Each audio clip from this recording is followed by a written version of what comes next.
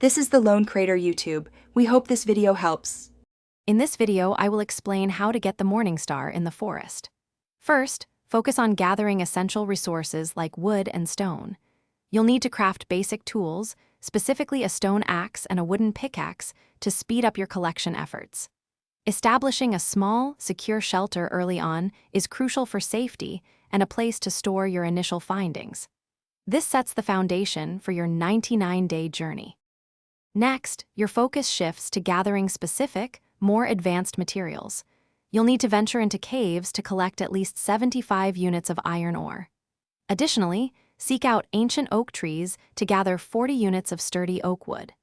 Don't forget to explore at night for 15 rare star fragments, which are vital for the Morningstar's unique properties. These resources are the backbone of your crafting. Now it's time for the main event, crafting the Morningstar. First, ensure you have a level 3 forge built within your base camp.